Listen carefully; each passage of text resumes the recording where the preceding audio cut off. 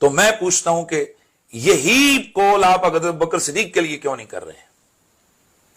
بھائی اہل سنت و جماعت کا موقف ہے کہ بی بی پاک نے قرآن پہ عمل کیا، ابوبکر صدیق نے حدیث میں عمل کیا، تو حدیث کے سننے میں بھی تو غلطی لگ سکتی ہے ابوبکر صدیق رضی اللہ تعالیٰ عنہ کو، اس کے سننے میں بھی تو غلطی لگ سکتی ہے ابوبکر صدیق رضی اللہ تعالیٰ عنہ کو، اس کے سننے میں بھی تو غلطی لگ سکتی ہے ابوبکر صدیق رضی اللہ تعالیٰ عنہ کو، اس کے سننے میں بھی تو غلطی لگ سکتی ہے ابوبکر صدیق رضی اللہ تعالیٰ عنہ کو۔ اکیلے ہیں نا اس حدیث کے راوی، وہ اکیلے ہیں، بالکل ٹھیک ہے، تو ان کو سمجھنے میں خطا اعتادی لگ سکتی ہے، ان کو سمجھنے میں خطا اعتادی لگ سکتی ہے، ان کو سمجھنے میں خطا اعتادی لگ سکتی ہے۔ تو اگر یہ کہہ دیا جائے کہ یہ جو حضرت ابوبکر صدیق بی بی پاک کو منع فرما رہے تھے، نہ کر رہے تھے، تو ان سے خطا ہوئی۔ والصلاة والسلام علی رسول اللہ، اما بعد۔ بریلوی مکتب فکر کے مفتی حنیف قریشی صاحب کا ایک ویڈیو کلپ پہنچا جس کے اندر انہوں نے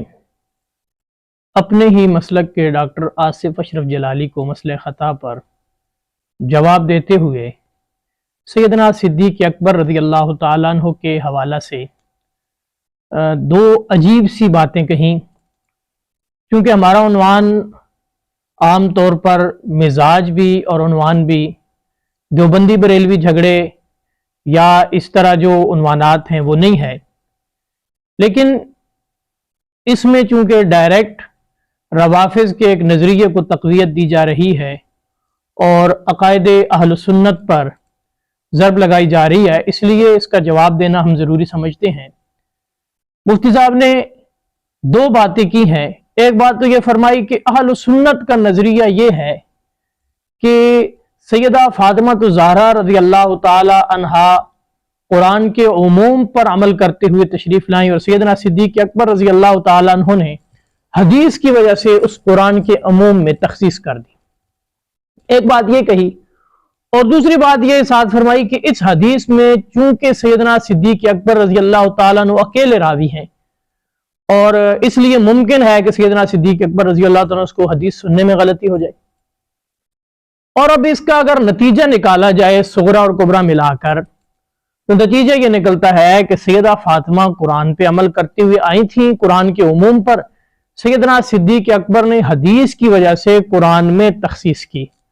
اور جو حدیث سیدنا صدیق اکبر نے پیش کی اس کے راوی صرف خود سیدنا صدیق اکبر ہیں۔ یعنی کہ مفتی صاحب کہنا یہ چاہتے ہیں کہ سیدنا صدیق اکبر نے خبر واحد کی وجہ سے کتاب اللہ پر زیادتی کی ہے، حالانکہ خبر واحد کے ذریعے کتاب اللہ پر زیادتی جائز نہیں ہے۔ تب یہ نتیجہ کتنا خطرناک نکلتا ہے، اور اس پر جو ہے سیدنا صدیق اکبر رضی اللہ تعالیٰ عنہ پر کس قدر تان تشنیع اور الزام لگایا جا رہا ہے۔ تو پہلا سوال تو ہم حضرت مفتی حنیف قریشی صاحب سے بڑے ادب کے ساتھ کریں گے کہ مفتی صاحب وہ کون سی اہل سنت کی کتابیں ہیں، کون سی کتاب میں جو نظریہ آپ نے بیان کیا کہ سیدہ فاطمہ قرآن پر عمل کر رہی تھی اور سیدنا صدیق اکبر رضی اللہ تعالیٰ نے حدیث پر عمل کیا ہے اور حدیث کی وجہ سے جو ہے اس عموم میں تخصیص کی ہے، یہ روایت ذرا یہ عبارت کس کتاب میں اہل سنت کی لکھی ہوئی ہے یہ ذرا واضح کر دیں، اور علماء اہل سنت میں سے کس کس نے یہ بات لکھی ہے ذرا اس بات کو واضح کر دیں، کیونکہ یہ بات علماء اہل سنت میں سے کسی نے نہ لکھی ہے اور نہ کسی کتاب میں موجود ہے۔ خود مفتی حنیف قریشی صاحب کا ایک اپنا نظریہ ہے، حالانکہ سیدنا صدیق اکبر رضی اللہ تعالیٰ عنہ نے حدیث کے ذریعے تخصیص نہیں کی۔ سیدنا صدیق اکبر رضی اللہ تعالیٰ کے موقف پر تو قرآن کھڑا ہے، یہ بات طے شدہ ہے کہ جو فدق تھا وہ اموال فے میں سے تھے، وہ اموال فے میں سے تھا، اور اموال فے کے متعلق قرآن کریم کے اندر اللہ تبارک و تعالیٰ نے واضح طور پر اس کے مصارف بیان کر دیے۔ ما افاء اللہ علی رسولہ من اہل القرى فللہ وللرسول ولذی القربى والیتامى والمساکین وابن السبیل کئی لا یکون دولۃ بین الاغنیاء منکم وما آتاکم الرسول فخذوہ وما نہاکم عنہ فانتہوا۔ اس آیت کریمہ کے اندر مال فے کے مصارف کو اللہ تبارک و تعالیٰ نے بیان کر دیا، اور یہ مال فے، اموال فدق اور دیگر چیزیں جتنی تھیں، یہ اموال فے رسول اللہ صلی اللہ علیہ وسلم کے زمانے میں بھی انہی مصارف پر خرچ ہوتے رہے۔ سیدنا ابو بکر صدیق رضی اللہ تعالیٰ عنہ، سیدنا عمر، سیدنا عثمان، سیدنا علی المرتضیٰ رضی اللہ تعالیٰ عنہ، سیدنا حسن मुजतबा रजी अल्लाह ताला अन्हु, तमाम खुलफाए राशिदीन के दौर में ये अम्वाल फै इसी तौर पर कुरान की इस आयत के मुताबिक तकसीम होते रहे। लिहाजा ये कहना कि सैयदना सिद्दीक अकबर ने हदीस की वजह से कुरान के अमूम में तखसीस की और गोया कि ये साबित करना कि सैयदना सिद्दीक अकबर के मौक़िफ़ पे उनके पास कुरान नहीं था, तो यह बात गलत है। दूसरी बात मुफ्ती साहब ने जो की कि सैयदना सिद्दीक अकबर रजी अल्लाह ताला अन्हु चूंकि अकेले रावी थे, तो बड़ा ताज्जुब है। मुफ्ती साहब माशाल्लाह अपने मसलक के एक नुमाइंदा आलिम है, लेकिन हैरानगी इस बात की है कि मुफ्ती साहब जैसे मुनाजिर का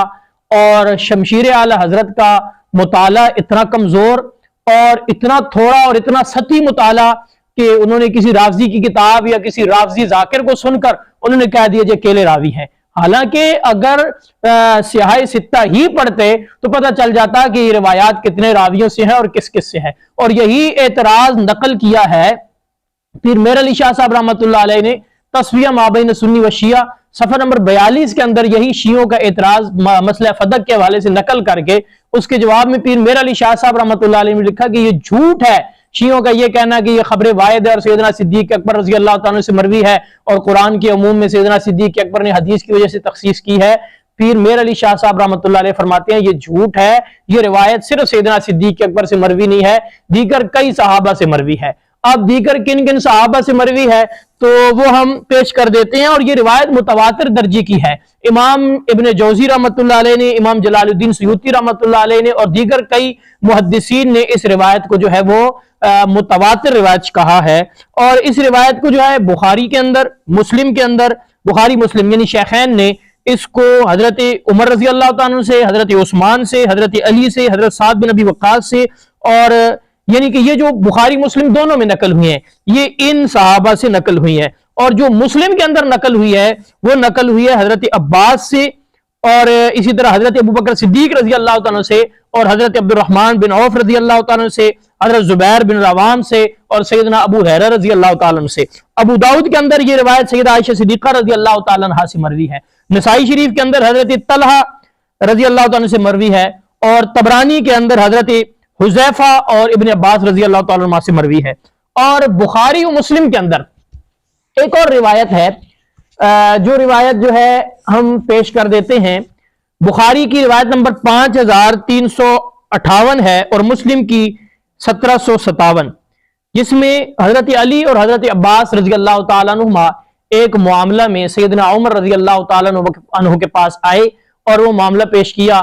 तो सैयदना उमर रजी अल्लाह तआला अन्हु ने उस वक़्त जब हजरत उमर की महफिल में हजरत तलहा रजी अल्लाह तआला थे, हजरत अब्दुर्रहमान बिन औफ थे, हजरत जुबैर बिन अवाम थे, हजरत साद बिन अबी वक्कास रजी अल्लाह तआला अन्हु थे, हजरत उमर रजी अल्लाह तआला अन्हु उस वक़्त तमाम सहाबा इन सहाबा के सामने और खुद हजरत अली और हजरत अब्बास रजी अल्लाह तआला अन्हुमा भी मौजूद थे। उनके सामने हजरत उमर रजी अल्लाह तआला ने फरमाया कि अतालमून अन्न रसूलुल्लाह सल्लल्लाहु अलैहि वसल्लम क़ाला ला नूरस मा तरकना सदका। तो हजरत उमर रजी अल्लाह तआला ने ये बात कही और सहाबा से पूछा तो सहाबा ने कहा बेशक हमने सुना है। तो हजरत उमर रजी अल्लाह तआला ने सहाबा से पूछा तो सहाबा ने कहा हमने ये बात सुनी है और ये रिवायत हजरत उमर कर रहे हैं और सारे सहाबा कह रहे हैं कि हमने रसूलुल्लाह से सुना है। मुफ्ती साहब कह रहे हैं कि सैयदना सिद्दीक अकबर अकेले हैं। और इसी तरह सैयदा आयशा रजी अल्लाह तआला अन्हा से भी यही रिवायत मरवी है मुस्नद अहमद में हदीस नंबर 26,260 और यही रिवायत मुस्नद इसहाक बिन राहवे में भी मौजूद है कि रसूलुल्लाह सल्लल्लाहु अलैहि वसल्लम के विसाल अक़दस के बाद अज़वाज मुतहरात ने सैयदना उस्मान रजी अल्लाह तआला अन्हु को हजरत अबू बकर सिद्दीक रजी अल्लाह तआला के पास मीरास के मामला में भेजना चाहा। जब यह बात सैयदा आयशा सिद्दीका रजी अल्लाह तआला अन्हा को पता चली तो आप रजी अल्लाह तआला अन्हा ने उसी वक़्त फरमाया, यही रिवायत पढ़ी कि रसूलुल्लाह सल्लल्लाहु अलैहि वसल्लम ने फरमाया ला नूरस मा तरकना सदक़तुन। तो उस वक़्त जो है तमाम अज़वाज मुतहरात ने इस बात को तस्लीम कर लिया और अज़वाज मुतहरात वहां जाने से यानी कि अपना नुमाइंदा भेजने से रोक दिया। तो सैयदा आयशा रज़ी अल्लाह तआला अन्हा से भी ये रिवायत मरवी है। तो पता ये चला कि 13 सहाबा किराम से ये रिवायत जो है वो कुतुब हदीस में मौजूद है, जबकि और जो तवातुर की हद तक पहुंची हुई है और मुख्तलिफ तुरुक के साथ मरवी है। उसके बावजूद जो है मुफ्ती साहब कह रहे हैं कि इसको एक रावी ने नकल किया, तो ये यकीनन हम समझते हैं कि मुफ्ती साहब से गलती हुई है। जैसे पहले कई मामलात में उन्होंने غلطیاں کر کے صحابہ کرام رضوان اللہ تعالی علیہ مجمعین کے بارے میں سرعام معافی مانگی ہے۔ ہم امید کرتے ہیں کہ مفتی صاحب اپنی اس بات پر بھی چاہیں گے کہ اس پر معذرت کریں اور علل اعلان جو ہے معافی بھی مانگیں، توبہ بھی کریں اور پوری قوم کو گمراہی سے اور رزق کی گود میں ڈالنے سے بچائیں۔